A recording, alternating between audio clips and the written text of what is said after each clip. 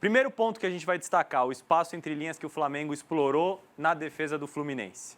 O Flamengo se estruturava numa saída de 3+2 com o Alexandro, lateral esquerdo, perto de Léo Pereira e Léo Ortiz. Pulgar e De La Cruz se posicionavam à frente deles, na frente de Arias e Cano e atraindo Otávio e Martinelli, os dois volantes do Fluminense. E ao atraí-los, vai sobrar um espaço nas costas dos volantes do Fluminense, que Arrascaeta, Plata e Wesley vão deitar e rolar. É o espaço que o Flamengo gosta muito, esse espaço entre linhas. A gente já trouxe uma análise só desse ponto do Flamengo.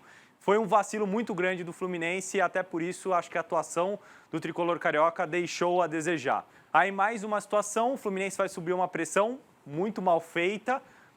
O Léo Pereira vai achar um passe no De La Cruz e ele vai conectar no Arrascaeta, que está atrás de Otávio e Martinelli, os dois volantes. Então, mais uma vez, o Flamengo explorando o espaço entre linhas. O uruguaio não vai ter o melhor passe possível, a jogada não vai desenrolar. Muitas delas, o Flamengo vai errar a decisão final, mas ela estava posta, estava construída. Taticamente, era a decisão certa.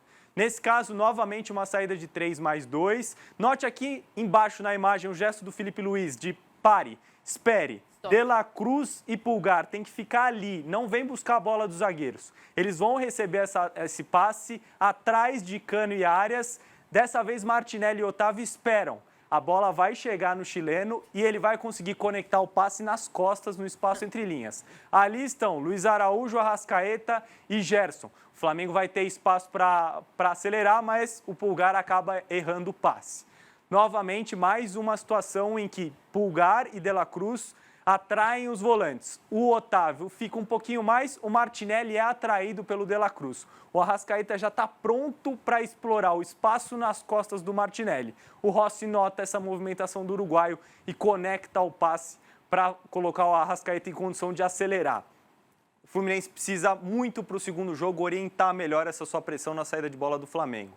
Espaço entre linhas que o Fluminense concedeu nesse jogo, acho que foi até pouco explorado pelo Flamengo.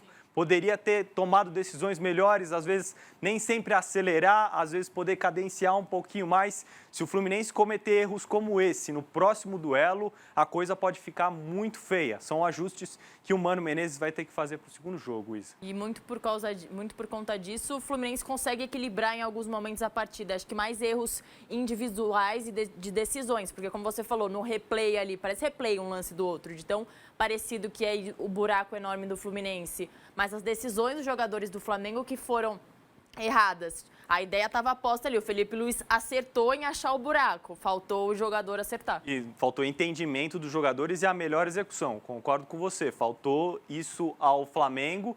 É muito difícil que um time tão capaz como é o Flamengo repita esses erros para uma próxima atuação. E o Mano tem total consciência disso e na coletiva já disse que o Flamengo errou, o Fluminense, aliás, errou em alguns pontos justamente nessa questão da pressão na saída de bola. Os encaixes precisam ser melhor feitos para que você consiga pressionar e não dar esse espaço entre linhas. Você tem que ser muito compacto. Se vai sair todo mundo, tem que sair todo mundo junto. Não pode ter um espaço nas costas dos volantes, isso ficou muito claro.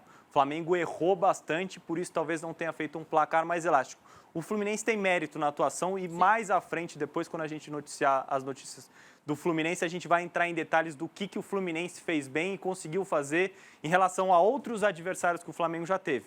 Mas tem outro ponto de análise que eu queria trazer aqui para a gente analisar. Os encaixes do Fluminense e como o Wesley pode ser uma peça importante também para o segundo jogo, algo que o Mano precisa rever também. A gente pode rodar as imagens para ver.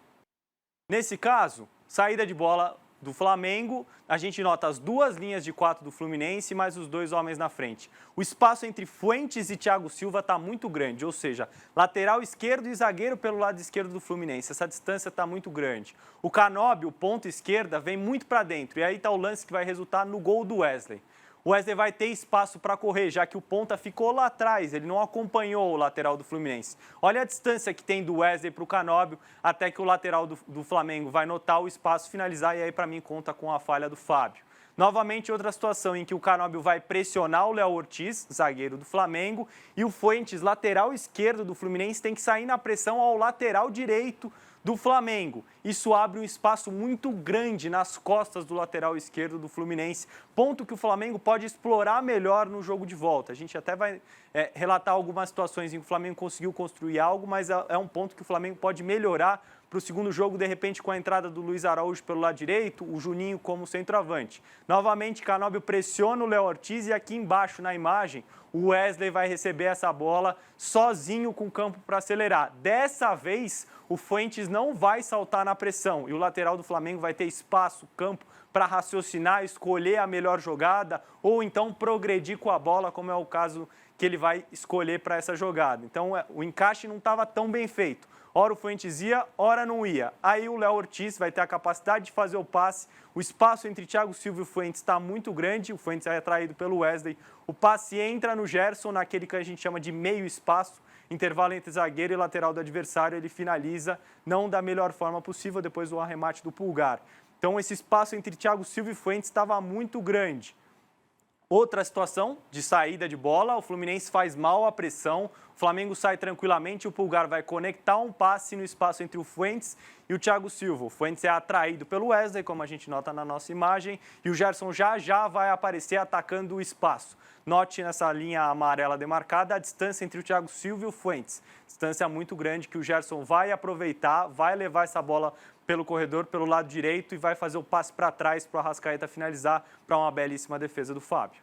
Mano Menezes tem que ficar de olho nessa lateral, Léo, porque se tem uma escolha ali qual lateral você tem que marcar melhor, é a lateral direita do Wesley. O Wesley é o lateral que mais sobe do Flamengo, que é mais ofensivo. O Wesley está em ótima fase, convocado pela seleção brasileira, acho que tem que ser titular, inclusive. Então, esse é o ponto que o Fluminense tem que tomar mais cuidado. Tem que tomar muito cuidado com o Wesley, ele tem que fazer uma reflexão se o melhor encaixe é realmente saltar o Fuentes ali.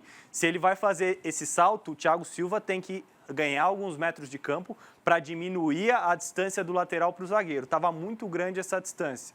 E se é que o Fluminense vai realmente saltar a pressão no Flamengo, porque tudo isso acontece porque o ponta pelo lado esquerdo, que é o Canóbio, não vai dar um suporte para o Fuentes. Ele vai tentar saltar na pressão no zagueiro do Flamengo. Então, eu acho que o Mano, para o segundo jogo, pode rever um pouquinho os encaixes que ele pré-determinou de marcação. Determinar isso melhor, com encaixes mais inteligentes, para aí sim conseguir, em alguns momentos, pressionar o Flamengo no seu campo. É difícil fazer essa missão, o Flamengo tem muito recurso na saída de bola?